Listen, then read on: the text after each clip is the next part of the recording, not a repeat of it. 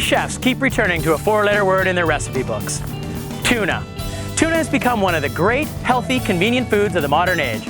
Unusual and expensive enough to be a treat, but new enough to be fashionable and easy to cook. For decades, we ate only the tin stuff.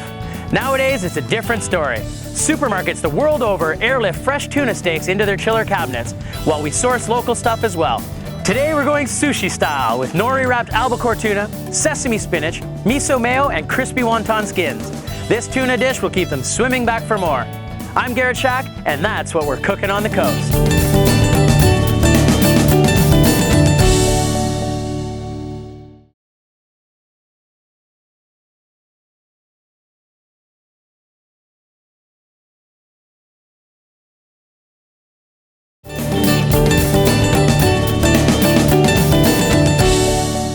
Today we use the chicken of the sea to create a delicious Asian-inspired West Coast dish. Nori-wrapped albacore tuna, sesame spinach, miso mayo, and crispy wonton skins. Let's get started. All right, we've got a beautiful loin of tuna here, but before we get dug into that, I want to make a mayonnaise. We're going to make a miso mayo. Now, we're going to use the basic principles of like an emulsion here. We've got egg yolks and oil. So in this case, we've got one egg yolk, which we're going to separate here. Yolks are all we need for this one. So put the whites in the fridge. You can save them for an omelet the next morning. Super healthy, which is great. One egg yolk will do about 1 cup of oil, and that's what we have over there. But first we want to add some other ingredients to this. We're going to add a touch of vinegar. Now, because it's Asian inspired, we're using rice wine vinegar here. So maybe a couple tablespoons. There we go. A touch more. There we go. 1 tablespoon. All right, and then some ginger. Remember that trick I showed you a while back? How to peel your ginger? Grab your spoon, kind of peel it back. Now you notice here, the key to this is we're making our own mayonnaise. Like, you don't have to go to the store and buy that one with a fancy name or a different, that's got a label on it. Make it in your house, make it at home, and you know exactly what's going into every dish. It's all about buying ingredients and not reading the ingredients on the list. That's how I feel. Anyway, into the bucket here we go. Okay, perfect. We can always add a little more later, but this will just get us started. Knock it all off. Okay, now we're gonna get our boat motor in there, fancy boat motor, and just give this a little mix up here. There we go. Great. It's all coming together there. Now, miso paste. So miso paste you'll find you can find it actually in your regular grocery stores nowadays, but Asian markets carry a bunch of different varieties. We're using just a blonde miso here, and I want to use it's just a little more than half a tablespoon. Okay, in it goes. And then a touch of soy sauce. So miso is just it's a fermented soybean, and it's really popular in Asian cuisine. So they make miso soup out of it, and you can use it like this in mayos, all kinds of applications. It just really has a unique Asian flavor. All right. Now, here's where we get to have some fun. Really important when you're creating an emulsion to add the oil very, very slowly. So I know this is on television, but you're gonna have to bear with me as we get through this here. A little bit at a time. This is gonna help us create that emulsion. But you'll see as we go here just how easy this is. You'll never have to buy mayonnaise at the store again. Little bits at a time. We're gonna start to hear the sound change. We're gonna watch it actually thicken up as the fat molecules in our egg yolk bind with the oil here. Probably a little tough to see at home, but you'll get the idea if you ever give this a try. And I highly recommend you do. It's starting to thicken up already. I don't know, can you see that, Mike? If I just lean that forward, you can see it's not, it's really thickened up there. So we're on the right track. We're gonna keep going with the oil. If you start getting too thick before you've got all your oil in there, you can just add a little water to thin it out. Give it a little taste here, which is what we're gonna do next. We're gonna give it a little taste and see. Maybe it needs a little more vinegar, which will thin it out as well. So the first thing we wanna do is make sure that we have a nice little taste and see where we're at. Okay, where's my spoons? But we got a lovely emulsion. It's come together nice and thick. Spread this on some toast in the morning if you so desired. Nice. Now that miso has a bit of salt to it, so you notice I haven't added any saltiness. So that's perfect, but I do want a little more rice wine vinegar in there. Perfect. A touch more. There we go.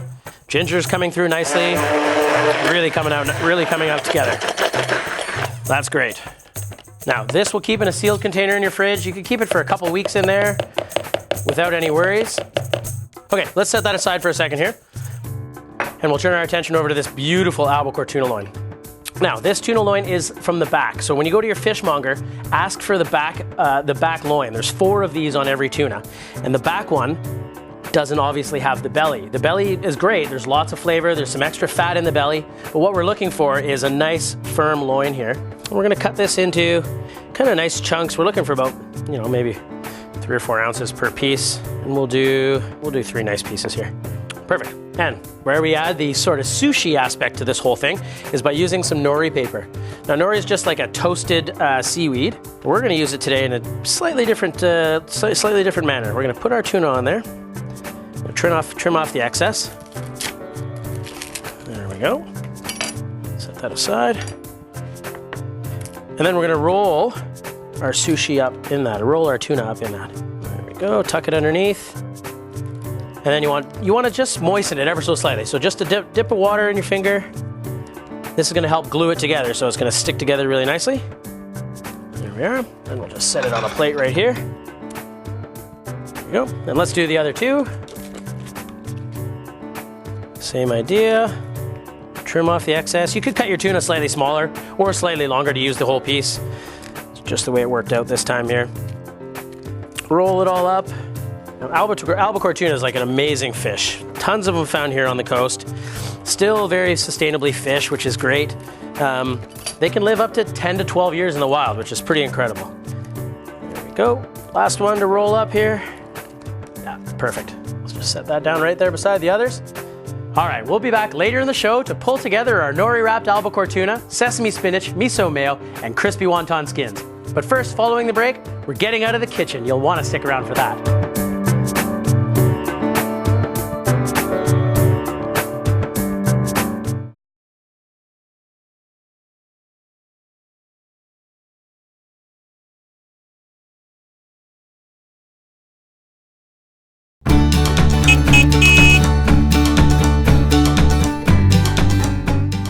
Another beautiful day out here on the coast, and I'm on location at Songhee's Seafood and Steam. Chef Dave Roger has some amazing First Nations cuisine all set up for us. Dave, how are you today? Great to have you down here. Yeah, thanks for having me, Chef. Yeah. Why don't you tell me a little bit about your menu and what's special about this truck? Well, it's this truck here is basically the first Aboriginal First Nations truck on the island. Cool. Right, and I feel that there's no one's doing this type of cuisine. Yeah. And we're also turning it into a training program. Oh, perfect. For the Songhees. Yeah, so great. it's very exciting. So, Chef, what are you going to prepare for us today? Today we're going to do a twist on an Indian hot dog. Oh, cool. And it's a roasted garlic and venison sausage wrapped in fry bread with a grainy mustard aioli and roasted corn salsa. Oh, that's music to my ears. Yeah. Let's get started. That sounds delicious. All right, Chef, so here we are inside the truck. Gorgeous food truck you have here too, by the way. Thank you. Lovely, lovely space. This is bigger than most kitchens we've worked in, eh? Yeah, absolutely. So this is a pretty unique dish. So we're talking, we've got it's kind of like a taco. It's kind of West Coast. It's got a whole bunch going on. So why don't you explain it to me? Why don't you let me know what's going on? Well, this is the sausage that we have on the menu.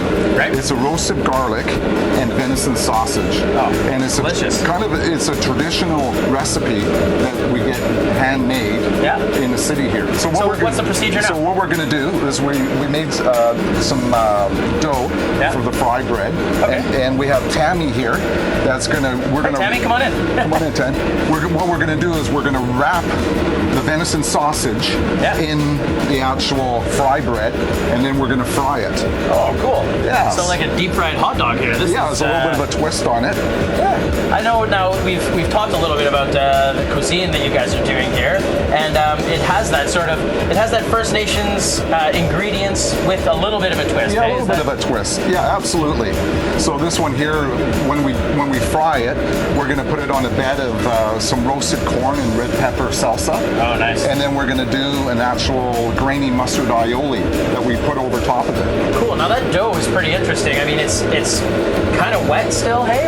You I guess that's part of the key to it, isn't it? Like that you don't want it too dry, like a traditional bread sort of thing. Absolutely. You don't want to overwork it. Then it becomes really dense. And so the truck isn't just, this isn't just a money-making venture. I mean, this is a real community piece, isn't it? Absolutely. We're, the main focus is the training program that we have in place. Right. So we're taking a lot of the First Nations from the Songhees, bringing them into an environment like this, and myself and Neil are the ones that support them. Hey, Neil. Neil's the sous chef of the truck. So yeah, it's a very exciting so there'll be students that come on, go through a bit of a culinary program, and then this will be a real training ground for them, a real life training ground to get them prepared for what's going on out there in the real kitchens, right? And we're also doing the wellness center. We're going to be taking over the catering, working with Camosun College on a training program there. Cool. Yeah, so that's great. It's that's a real community feel. I like that. Absolutely. So it looks like it's almost done. Oh, look at that. So it's nice and golden brown. We'll just let it drip for a couple minutes. And then what we have is we just have a little bit of some greens. Yeah. And this is the local corn. Nice. Oh, man. And then we put the hot dog right on here. And then we put the grainy mustard. And we just kind of drizzle it over like this. Yeah, there's the chef's touch right there. Yeah. Hey, squeeze bottles and zigzags. Yeah, exactly. Yeah. That looks fantastic. So that's one of our specials. So now that sells for $8. $8? Yeah. Really? That sounds like a great deal. Fantastic. Now, how do you go about eating this? What do you? It's a little bit messy. You got to pick it up. Yeah. It's going to be screaming hot, isn't it? Yeah. Yeah, it's going to be. All right. Well, let's give it a whirl anyway. Oh man. I love the bread. It's got a great flavor. It's great, yeah. Nice and crispy. That sausage is delicious. That's a great recipe. Now that's a Songhees recipe, right? Yeah, that's absolutely. that's especially made for you guys. Yes.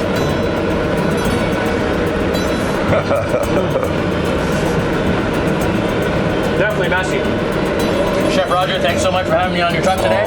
Really appreciate it. Thanks to the Songhees Nation for inviting us over here as well. Enough of me talking and eating. Let's get back into the kitchen and do some cooking. So good.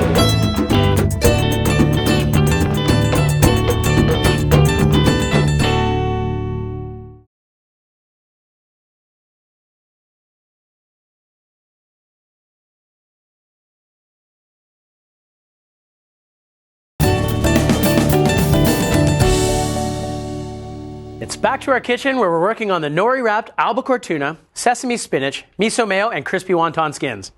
Now, we've done a little bit of our mise en place ahead of time, and I have to tell you, the tuna will take maybe 1 minute to cook. So we're going to leave that till the very end. That'll be the last thing we do before we go to the plate. In the meantime, we want to start wilting our spinach, okay? So for that, we got some lovely fresh shallot here. When you're out there doing your shopping, stick to the outside of the aisles. If you're in the supermarket, once you start dipping into those inner aisles, that's when things start having big lists of ingredients. We really want to work on the outside of our grocery stores. Just some regular high heat sort of canola oil, grapeseed oil.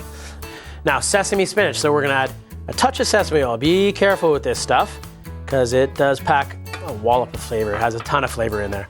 And we'll go in with our shallots. Start sweating those down. I got some garlic here I want to slice up nicely. Cut the tips off. Nice fresh garlic. Fairly thin slice if you can. Get that into the pan. Yeah, give it a little shake around. Nice, nice, nice, nice. Okay, a few sesame seeds. Sprinkle those in there. Now we're putting them in fairly early. This is going to help toast them as well, right? So it's going to toast in that oil. Now, got this lovely spinach here. Whenever you can, use fresh local spinach. Beautiful, vibrant green. And we want to kind of pick away some of the stems, but because we're cooking it, not such a big deal. If you were to eat it raw, you definitely want to get rid of those stems. And then we're going to get this spinach right into that pan. Now we're going to whack the whole thing in there, just the entire sort of mound. Because what we want to do is create some steam in that pan that's going to help wilt down this spinach. Hey Sam, do you mind grabbing me a wooden spoon there, pal? I wouldn't mind just giving this a little stir just to keep everything off the bottom. Hey, got to get Sam in the show now and again, right? There you are. Thank you very much, madame. She keeps me in line, that one. Here we go. Nice. Okay, so that gets everything sort of stirring. Okay, now, you can really start to smell the sesame coming out of there. We're gonna just get this, whack that right into the pan. Kind of loosen it up a little bit. We're gonna put some salt on top of it. we're gonna keep a bit of a close eye on that, okay? We definitely don't want it to burn. We're not gonna add any extra moisture. What's gonna happen is the spinach is gonna start releasing all its moisture, all its water, and then that's gonna create our sort of steam in the bottom of the pan. You can see it starting to smoke already. But as long as we don't overcook it, it'll keep that vibrant green color, and that's exactly what we're looking for. Now, next up, we got this wonderful garnish. Most plates, you kind of want to have a whole bunch of different elements on there, right? You want something smooth, you want something soft, you want something crunchy, which is where our crispy wonton skins are coming from. Sort of separate them just a little bit. You can buy them at your Asian markets. I mean, a lot of the superstores or supermarkets are keeping them now too, or carrying them now, so you can find them in all kinds of places. Usually fresh ones are better, but you can find them frozen too. Okay, we're just gonna give them a nice little slice here. And then we're gonna have a look. That's gonna make a ton, but these make a great snack too. They're kind of like little potato chips. Let's test out our oil. So I'm just gonna take one strip here and I'm gonna go over to my pan and I'm just gonna kind of lay it in there. See if it starts to bubble. Should bubble right away. And you can see it's coming. I'm gonna turn the heat up just a touch, but we don't wanna go too high. Now whenever you're deep frying, don't overcrowd your pan. It's very important that you don't overcrowd the pan. Things will start bubbling and going all over the place. We're gonna, oh, we got sesame seeds firing all over. It's like popcorn here, sesame seed popcorn. We're gonna turn that off. Now we wanna just leave it and finish wilting all by itself. The residual heat from our pan is just gonna finish that off nicely. Again, we don't wanna overcook it, okay? Let's get a few more of these crispy wonton skins into our oil there. Again, we're using a canola oil, and if you wanna save this, you can, that's for sure. And it goes, separate them just a little bit, and we're gonna start some oil in our pan for the tuna. Here we go. Now, albacore tuna, luckily today I was a fast swimmer earlier because they can swim up to 50 miles an hour. I just happen to be quicker than that, so it's not a big deal. Yeah, right. No, amazing fish, and you can see just by the muscles in this tuna here, just how fast they must be, right? Like that's all muscle that's propelling these things like a torpedo through the water. Now we want to make sure we got a nice hot pan, and like I said before, once we get these in, we're literally like a minute. We're turning every sort of 15 seconds before we go to the pan. Okay. I might just add just a touch more oil here, but we want to have a nice hot pan. Our wonton skins are crisping up nicely. I've already set up a sort of blotting pan over paper over here, so we want to get some of the oil off them when we go. I can hear them kind of getting crispy already. You know, when you touch them with your spoon, you can feel the crispiness on them. It's really cool. But they're going to be a lovely golden brown and add a little bit of color, and then that all-important texture that we're looking for. Okay, this should be nice and hot now. Let's lay down our tuna. There's one. Perfect. There's two. And there's number three. Now we're gonna let those sear on either side. And in the meantime, let's get our wonton skins out of there. Now, when you're working with anything out of the deep fryer, you wanna blot them off on some paper towel so we can eat up some of that excess oil. But while they're still hot, we want to get the salt on them. Perfect. Now we can turn that guy off and go to our salt and just season these up right away.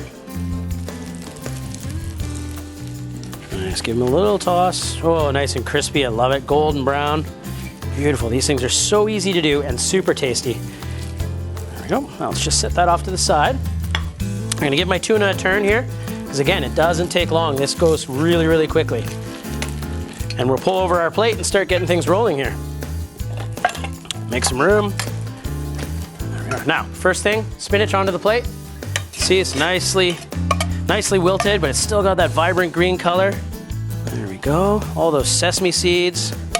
Looks amazing. Okay, we're gonna turn our tuna again here. You can see it's really starting to cook now. In fact, I can even turn off the stove now. We want our miso mayo. Here's the fun part. Got the presentation going on.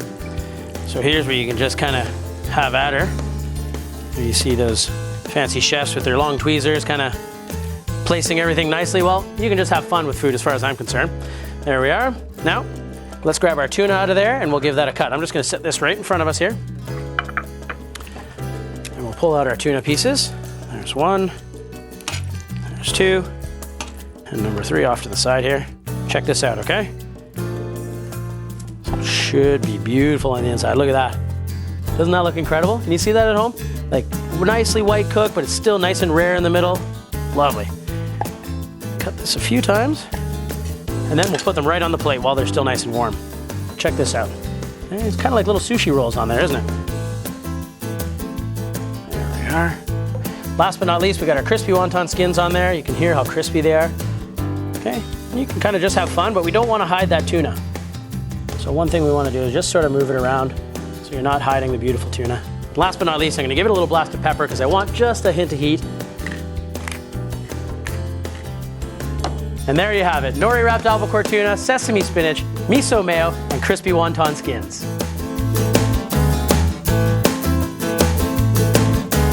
And what better way to enjoy this amazing dish than with a great beer? With me today from the Axe and Barrel is Chris. How you doing, Chris? Good, how are you? Good, buddy. Thanks for coming on the show. Thanks for having me. Well, you're the new kid in town. Why don't you tell me a little bit about your beer? Awesome. Well, what I brought today was our session lager. It's 4.8%, so Nice. It's a bit lighter, but it's not a light beer. It just means I can drink more of them, right? Exactly, Yeah, that's yeah. the whole point. And it's more of I would say it's more of a European style of lager, flavor profile. And it has just a touch of Cascade hops to give it a little bit of grapefruit. And Nice. Yeah. So how does it pour? Don't keep me waiting, Chris. No, Come on. absolutely Come not. on. You know from working with your chefs back at the brewery. Let's just cut to the chase. Yeah. You never keep a chef waiting for beer, right? Absolutely. Oh, that looks great. There we are. Very nice. Lovely color. Nice nose. Definitely has that lager smell right Absolutely. away, right? Yeah. Now, being the new kid on the block, you got a great logo here on the beer. So what can you tell me about it? What does it represent? Well, the Axe and Barrel is more or less a reference to the industry that pioneered this area on the island. The Axe is also in reference to the old Log House Pub, which is where we are located. right. So we're a revamped, rebranded Cool. Log House Pub. So yeah, and then the barrel Deep roots obviously. in the West Shore, hey? Yeah, absolutely. Oh, that's yeah. fantastic. So now we're brewing our own beer out there, and that's where the barrel comes in. Very So, cool. Very cool. I'll drink to that. Absolutely.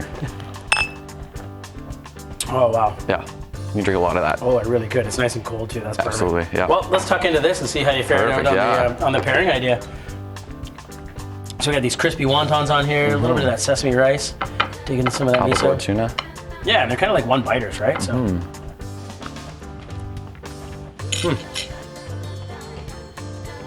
That nori gives it that sort of seaweedy flavor, right?